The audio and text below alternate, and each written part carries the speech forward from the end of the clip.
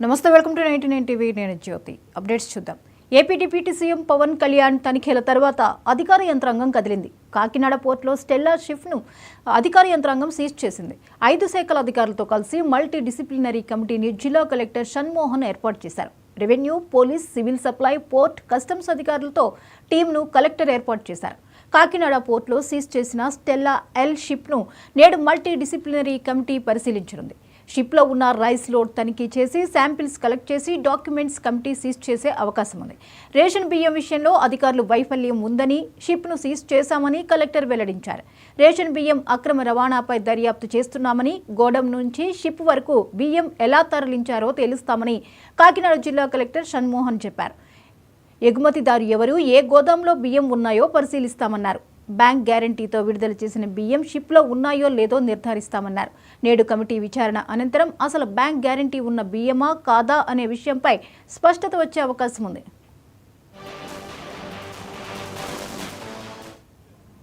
So మీరన్న point ఏంటంటే but నేను ఐ చెక్ లాస్ట్ 4-5 డేస్లో ఆ ఇష్యూ రేజ్ అయినప్పటి నుంచి మనం ఒక 100 టన్స్ ఎవ్రీ మంత్ పంపిస్తాం. ఫర్ ఎగ్జాంపుల్ పంపిస్తాం అనుకోండి. 100 టన్స్లో రకరకాల రైస్ ఉంటుంది. It's only not white rice, అంటే రా రైసే కాదు, బ్రోకెన్ ఉంది, తర్వాత దాంట్లో పార్బాయిల్డ్ ఉంది. 100% పీడిఎస్ రైస్ ఒకవేళ మనకి పోతుంది అనుకున్నా అది పక్కన పెట్టినా there is sufficient stock which port can transport so that మన వాళ్ళకందరికీ ఉద్యోగాలు తర్వాత అవన్నీ ఇబ్బంది లేకుండా చేయగలిగేంత స్టాక్ ఉంది మనకి. ఇప్పటికీ పార్బాయిల్డ్ రైస్ ఇవంతా మనం ఎంతైనా మనం ట్రాన్స్పోర్ట్ చేయగలిగే అవకాశం ఉంది, డిమాండ్ ఉంది బయట. సో పీడిఎస్ రైస్ తీసిన మాత్రాన వాళ్ళకి ఉద్యోగాలు పోతాయనేది కాదండి. నేను చూశాను క్వాంటిటీస్ కూడా, that is sufficient quantity. Waiting for the government orders.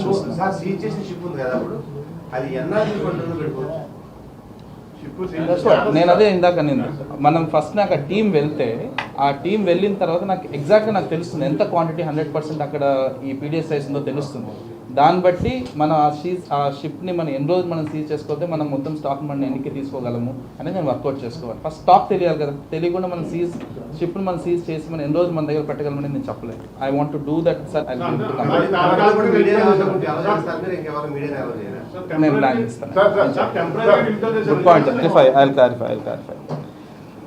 So ఒక షిప్ని ఆపడానికి అధికారం కంప్లీట్గా పోర్ట్ ఆఫీసర్ దగ్గర ఉంటుంది. సో ఒక షిప్లో ఉన్న గూడ్స్ మనం ఆ స్టేట్ యొక్క లాస్ బట్టి దాన్ని మనం ట్రాన్స్పోర్ట్ చేయకూడదు అనుకుంటే దాన్ని ఆపగలిగే రైట్, దానికి ఆపగలిగే అధికారం 100% మన పోర్ట్ ఆఫీసర్ దగ్గర ఉంటుంది. సో నేను చూశాను వార్తల్లో కూడా మనకు అధికారం లేదన్నట్లు. ఇలాగా కొన్ని ఇష్యూస్లో మాత్రమే మనం హైకోర్టు అడ్మిరాలిటీ వైపు నుంచి కంప్లీట్గా షిప్ని సీజ్ చేసుకోవడం జరుగుతుంది. బట్ నేను షిప్లో ఉన్న గూడ్స్ అంటే షిప్లో ఉన్న స్టాక్ని దించడానికి కానీ షిప్లో ఉన్న స్టాక్ని సీజ్ చేయడానికి నేను హైకోర్టు వరకు వెళ్ళాల్సిన అవసరం లేదు. బట్ కంప్లీట్ షిప్ని మనం మన దగ్గర పెట్టేసుకోవాలి, సీజ్ చేయాలంటే హైకోర్టుకి వెళ్ళాల్సి రావచ్చు. రేపు మన టీం వెళ్ళిన తర్వాత దాన్ని వెరిఫై చేసుకున్న తర్వాత స్టాక్ ఎంత ఉంది, ఆ స్టాక్ని మనం సీజ్ చేసుకోగలం దాన్ని తెలిసిన తర్వాత షిప్ని ఆపాల్సి వస్తుందా లేకపోతే స్టాక్ మనం సీజ్ చేసుకునే డెసిషన్ రేపు తీసుకోవడం జరుగుతుంది.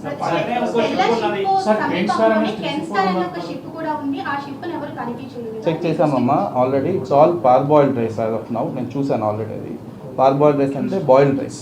సో బాయిల్డ్ రైస్లో మనకు పీడిఎస్ రైస్ ఉండే అవకాశం ఉండదు. So as of now that Kenstar షిప్కి సంబంధించి ఆల్రెడీ నాకు ఇన్ఫర్మేషన్ వచ్చింది, నేను వెరిఫై కూడా చేసుకున్నాం. సో మీరన్న పాయింట్ ఏంటంటే బేసిక్గా మనం ఇవన్నీ చేయటం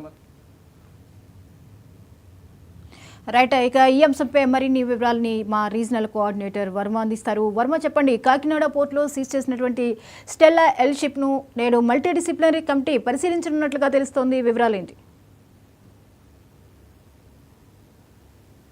ఎస్ జ్యోతి, ఏదైతే కలెక్టర్ ముఖ్యంగా గత నెల 27వ తేదీన పవన్ కళ్యాణ్ ముఖ్యంగా కాకినాడ పోర్టుకి సంబంధించి ఒక ఏదైతే సౌత్ ఆఫ్రికా పనామాకి చెందినటువంటి స్టెల్లా ఎల్ షిప్ ని పూర్తిగా కూడా అది పీడిఎస్ రైస్ తో ఇక్కడి నుంచి రవాణా అవుతుంది సౌత్ ఆఫ్రికా కంటూ కలెక్టర్ ముందు తొలిగా దాన్ని పరిశీలించి అటు తర్వాత సమాచారం ఇవ్వడంతో ఉప ముఖ్యమంత్రి పవన్ కళ్యాణ్ స్వయంగా ఈ చెకింగ్ రావడం, పోర్టులో కూడా సీజ్ ద షిప్ అంటూ కూడా ఆయన ప్రకటన చేసిన తర్వాత పూర్తిగా కూడా ఆయన అన్నటువంటి మాటను ఏదైతే సీజ్ ద షిప్ అన్నటువంటి మాటను కూడా ట్రోలింగ్ చేసి చాలా ఆయన్ని కూడా కించుపరుస్తూ కూడా చాలా మంది మాట్లాడిన పరిస్థితులు అయితే ఉన్నాయి. అటు వైసీపీ నాయకులు కూడా షిప్ చీజ్ చేయడం అంటే సినిమాలో డైలాగులు చెప్పడం కాదు, గతంలో గబ్బర్ సింగ్ 1, 2, 3 ఇప్పుడు 1, 2 చూసాము, ఇప్పుడు 3 చేశారు ఈ రోజు అంటూ కూడా కామెంట్లు చేసిన పరిస్థితులు అయితే ఉన్నాయి. అయితే తన నిజాయితీని మరొకసారి పవన్ కళ్యాణ్ ఈ రోజు పూర్తిగా కూడా ఏదైతే ఇక్కడ ఉన్నటువంటి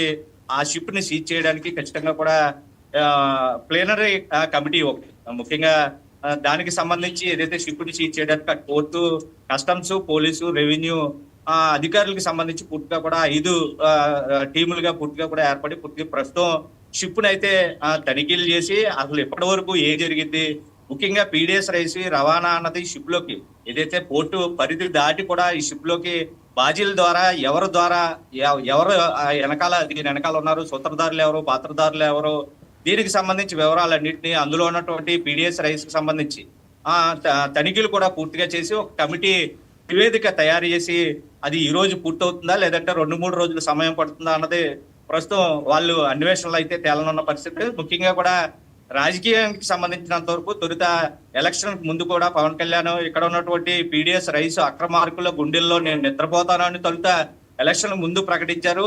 పూర్తిగా కూడా ప్రతి పేదవాడు ఆహారానికి సంబంధించినంత వరకు ఎవరు ఆకలితో ఉండకూడదని అటు కేంద్ర రాష్ట్ర ప్రభుత్వాలు గతంలో ₹2 తీసుకున్న ప్రస్తుతం ఉచితంగా పంపిణీ చేస్తున్నటువంటి ఈ బియ్యానికి సంబంధించి పూర్తిగా కూడా అక్రమార్కులు డాన్లుగా మారిపోయి పూర్తి స్థాయిలో ఇతర దేశాలకి కోట్ల రూపాయల విలువైనటువంటి ఈ పీడిఎస్ రైస్ ని పూర్తిగా కూడా తమ ఆర్జన కోసం, తన సొంత సంపాదన కోసం పూర్తిగా కోట్ల రూపాయలు వెనకేసుకున్నారు గతంలో. దీన్ని అందరినీ కట్టడి చేయడానికి ముఖ్యంగా పోర్టులో వేరే హౌస్ అనేది ఏదైనా ఒక షిప్ కి సంబంధించి పూర్తిగా కూడా ఎగుమతి చేయాలంటే ఆ సరుకు దాచుకోవడానికి వేరే హౌస్లు ఉంటే అక్కడే సొంతంగా కూడా షార్టెక్ మిషన్లు పూర్తిగా కూడా 5 షార్టెక్ మిషన్లు పోర్టు లోపల ఏర్పాటు చేశారంటే వీళ్ళు దందా ఏంటంటే సొంత వ్యాపారాలు కూడా పోర్టులో పెట్టుకుని చేసుకోగలిగే అంత స్థాయికి ఎదిగే రీతిలో ఇక్కడ నాయకులు గతంలో నడుచుకున్నారు.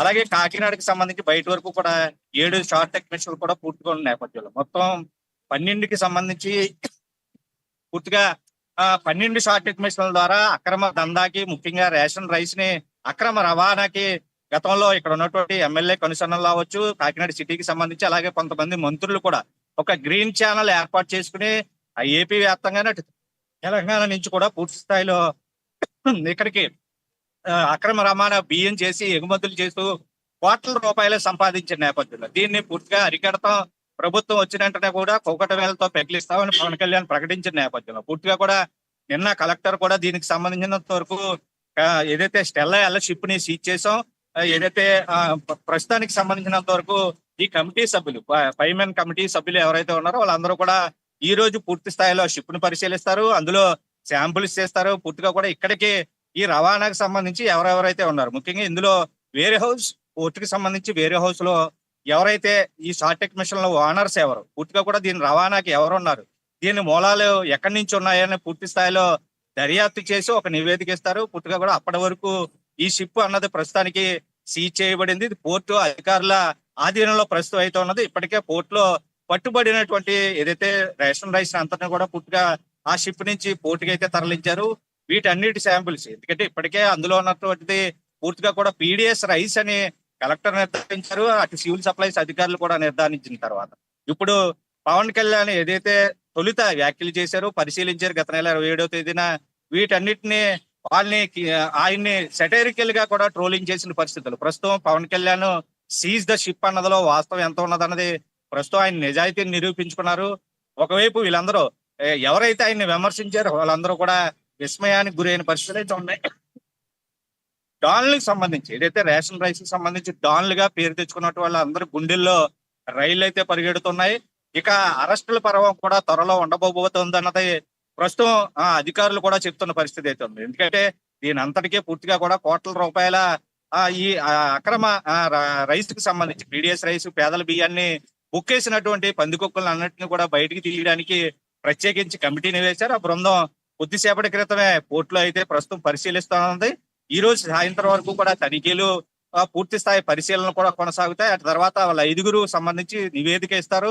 ఒకవేళ ఈ రోజు సమయం సరిపోకపోతే ఇటు మూలాలు ఎక్కడ ఉన్నాయి పూర్తిగా కూడా దీని వెనక ఎవరున్నారంటే ఇప్పుడు అందరి వీళ్ళు కూడా గతంలో ఉన్నటువంటి కాకినాడ సిటీ మాజీ ఎమ్మెల్యే ద్వారంపూడి చంద్రశేఖర్ రెడ్డి ఆయన అనుచరులు పూర్తిగా కూడా దీంట్లో భాగస్వాములుగా ఉన్నారు అని ఒక రూఢీ కూడా ఇప్పటికే రావడం జరిగింది. అయితే దాన్ని పూర్తిగా కూడా ఆధారాలతో సేకరించి వాళ్ళందరినీ జైలు పాలు అదే కటకటాల వైపుకు పంపించాలి. పూర్తిగా కూడా వాళ్ళు అక్రమంగా సంపాదించిన సంపాదన తిరిగి మళ్ళీ ప్రభుత్వం స్వాధీనం చేసుకుని ప్రజలకు చేరాలి అన్న ఒక ప్రధాన అంశంగానే ప్రస్తుతం వాళ్ళు కార్యాచరణ కూడా ఇప్పటికే నిన్న కేబినెట్ ఉపసంఘం మీటింగ్ కూడా జరిగింది. దాంట్లో కూడా పూర్తిగా ఈ పోర్టుకి సంబంధించి ఒక ఐపీఎస్ కేడర్ అధికారిని కూడా ఇక్కడ నియమించాలి.